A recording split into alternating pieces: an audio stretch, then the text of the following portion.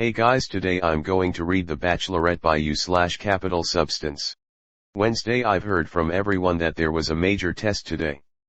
They didn't tell me what class. I wished it was social studies.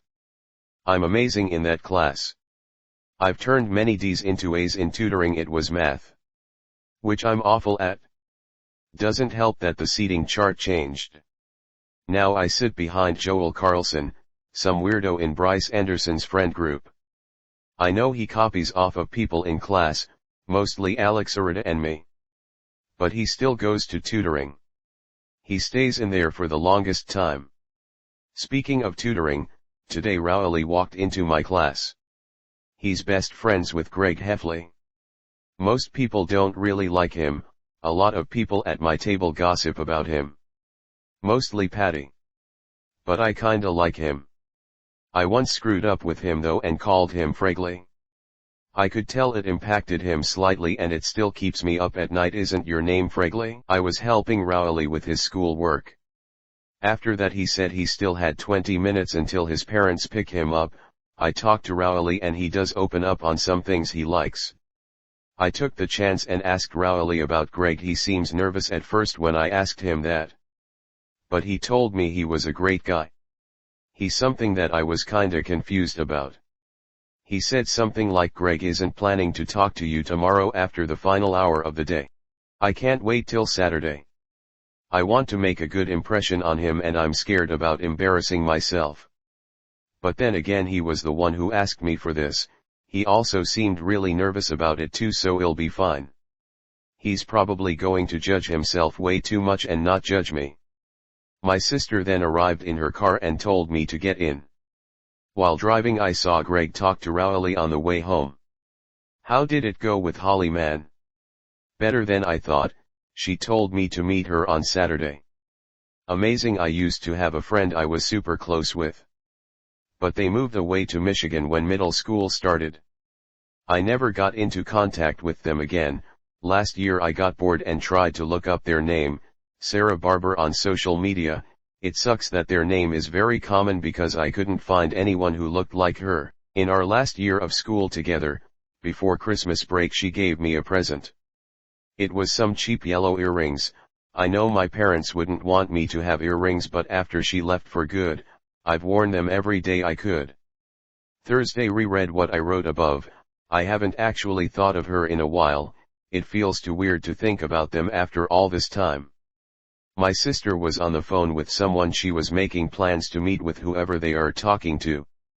After she hung up I asked her to drop me off on Saturday. Hey sis, what, can you drive me to Priscilla's Saturday? Okay, I guess I will.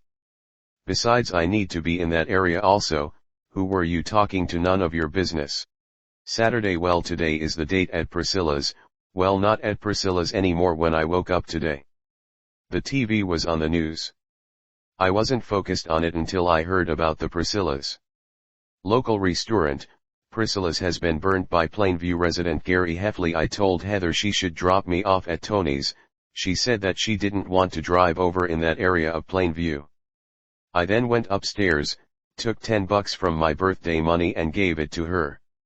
She gave me a weird look but told me she would drive me. She then got on a call with someone and left me alone. I'm leaving to go to Tony's in a few hours. I spent the time watching true crime stuff on Netflix. I don't want to be late. We need to get an hour early. Okay, sure, I guess. I took some of my birthday money and ran outside to get in Heather's car. She played some Justin Bieber song the entire car ride. Our mom messaged Heather, wishing her good luck. The ride took around 30 minutes. Heather said she had to get going and left around a minute after we arrived. I sat one of the seats and waited for Greg to arrive. I was pacing outside Tony's. I then saw Greg approach me, sweating, and he greeted me. Hey Holly, good to see you. Hey Greg, it's good to see you too. Greg followed me in line where I ordered 2 square cheese pizzas for us. I got us a seat in the back corner, which was way more quiet than the front, which was full of families. We ate pizza. We both agreed that square pizza was better than a normal one. He then went quiet and was probably thinking of what to say. Greg then asked me about his hobbies. I told him I loved history and reading. I admitted I was into the Slumber Party Pals series even though it's for 7th graders. Oh, I thought you would make of me enjoying it. Oh, I've read the entire series. I also told him I've watched many soap operas and reality TV shows. I told him that I was watching one before my sister got her car started to drive me here. We talked about shows we liked and Greg told me his brother owns a band. I asked him what he liked and he said video games. Which is pretty common for boys. I've heard him talk about it to Rowy once when I was eavesdropping on them talking. He then told me how he hangs out with his friend Rowy. I told him I wished I had a friend close to me like that.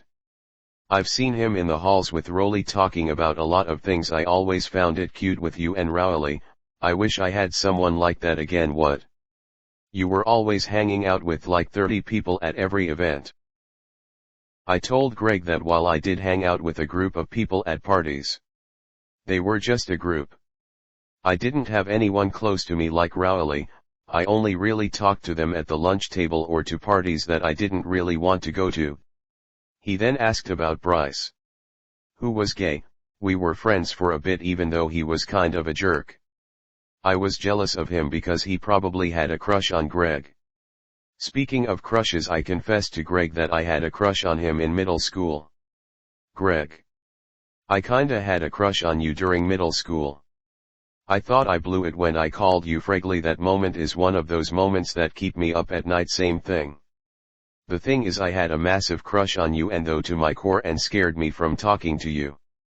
But now I know it was because I was wearing those glasses. I told him I was really excited when he asked me out as I thought I blew my chances with him. I thought his confession was really cute. He stayed quiet for some time. We then went outside and talked outside Tony's. We became silent for a bit but I spoke up. I told him I would love to do this again and I had a great time. I then went for the risky move of leaning in. We actually kissed, and I hugged him. Then Heather messaged me saying she is pulling up soon. I had seen her car arriving on the other side of this area full of stores, forgot what it's called. I then heard rock music from the other side and saw a van. Probably Greg's brother. The music didn't actually seem that bad. Heather came out and grabbed my hand. But then she saw Greg's brother and was really shocked at seeing each other. I didn't understand but Heather told Roderick, "Bye Roderick, see you later." We drove home pretty fast. Heather told me on the trip that she would explain further when they get home and blasted Baby at maximum volume. I texted Patty but she didn't respond. I saw Roly talking to her and I hope he didn't tell Patty who I went on a date with. Patty has always had it out for Greg. She told me many things Greg has done and I kind of forced myself to reply agreeing with her. I collapsed on the couch. Then Heather asked if I wanted to know what happened. I said sure. I thought it was going to be something big but in reality it wasn't. Heather told me that she has been dating Roderick in secret for a year. The reason it's a secret is because Roderick doesn't want people to think he's a bad influence or ruin her reputation. Not much holes, we solved that issue today. Now you and his brother know. Sunday rereading this. Darn, yesterday was pretty eventful. I texted Greg and he basically got the same talk I got from Heather by Roderick. I told him I'll see him tomorrow at school Monday. Well, the school week was strange. Patty has been giving me the cold shoulder. I know she dislikes Greg for some reason. She has told a lot of things about him at my old lunch table. Speaking of lunch, I was thinking of where to sit. I know my old table probably believes everything Patty has said about Greg. During lunch, I sat at Greg's table. But then I remembered who sat here. 5-second rule. There was Albert Sandy. Who was eating his yogurt. I remember in middle school, that every time I would walk past his table, he would say the most sexual things about other students. Even though I knew it definitely was true. Did you hear that Bryce was Holly during gym? It only took 7 minutes until the other people at the table started asking me questions. Greg just tried to say that I'm his new friend. But they weren't buying it. I then heard Albert Sandy whisper something about me and Greg. Greg then just left the table. I did as well and followed him. He guided me to this one table that only had one person, some girl a grade ahead. Apparently Greg was friends with this person in 6th grade when she was in 7th, but she moved to Ohio during the summer.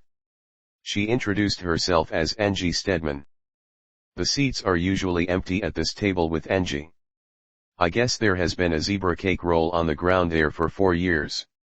Apparently it's the school's version of the cheese touch. Even though I thought most people would grow out of dumb stuff like that now.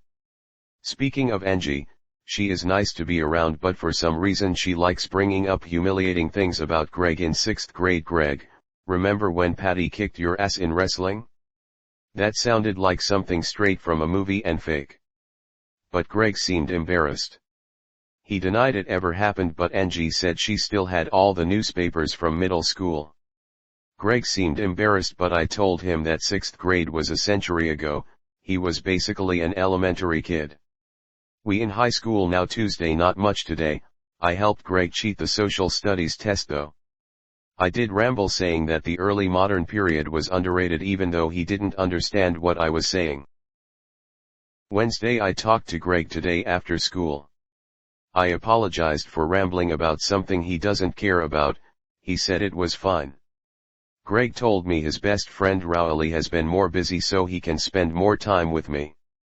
Then Patty started to send messages after being quiet to me this entire week. Patty Farrell, really Holly? I saw you sitting with Greg at lunch. You know how much I hate that guy. It says you've read my messages. Respond. I was too much of a coward and didn't respond. I hope I can solve it soon. She has been friends with me since I moved here.